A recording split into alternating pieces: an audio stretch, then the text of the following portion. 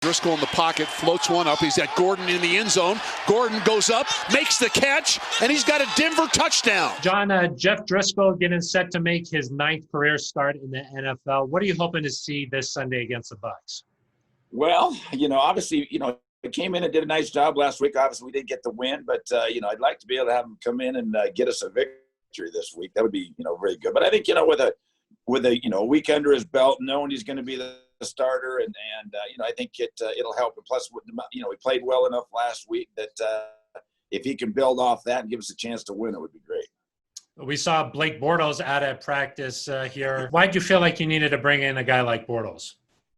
Well, we just felt we needed a veteran that could come in and play, that has some experience playing, and Blake has got that. And so, we had some interest in him last year, tried to get him in here last year. It didn't work out. So, with Drew coming down, I think it was important for us and to have that veteran and have a guy that's played, where if we had another quarterback go down, that we'd have a guy that was game ready and knew, had been there before. Last week, we talked about injuries, and we thought, hey, maybe we get through a game without anything.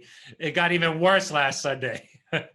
It did, and hopefully it doesn't get worse this Sunday. But, there's those things happen, and there's really nothing you can do about it. I think, we just got to continue to battle through it, try to figure out ways to win games. Obviously, we've lost some key players for us and key positions, but you know what? There's no excuses in the NFL, so we got to figure out a way to get it done. Vic Fangio mentioned that Drew Lock would be out around 3 to 5 weeks, but should we read into the fact that he didn't go to IR? Well, I think that there's a possibility. You never know how he's going to react to it with the shoulder and how fast it's going to come back. I think we're very lucky with what we got out with a bad bruise and that rotator cuff.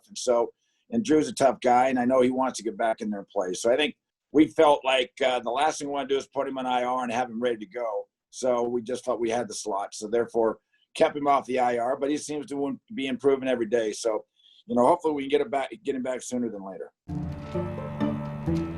When you're ready to buy a house, a mortgage from U.S. Bank could help make it possible, and we'll be with you every step of the way.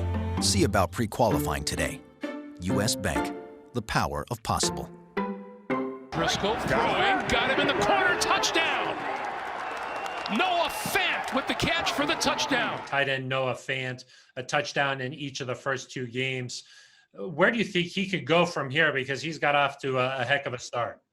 He really has, and I think he's made you always make a big jump, but you hope they make a big jump from the first to the second year, and obviously Noah's done that. He's got such great speed and a good feel. He's catching the ball well, and, we get him in space, he can really run away from people. So, I think the sky's the limit for Noah. He continues to get better and better. He's doing a good job in the passing game. Continue to work in the run game, on the blocking there, and being more physical there. But we're real excited about Noah, where he's the leap that he's made from year 1 to year 2, and then think that he still has a long way to go. This Sunday, Tom Brady coming to town. We've been through something similar here in Denver with Peyton Manning, a great quarterback, switching teams late in his career. What do you think this season's going to be like for Tom?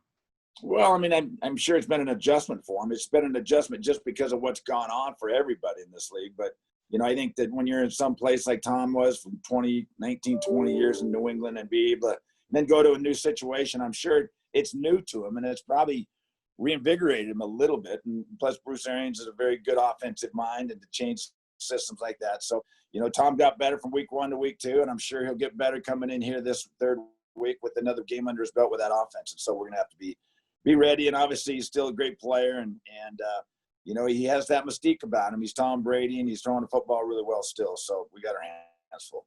I think yesterday KJ Hamler said something like, Tom Brady was in the league when he was born. So yeah, that is kind of funny, but that just goes to show you that what a great career Tom's had, and his durability, and to still be playing the way that he's playing, and takes great care of his body.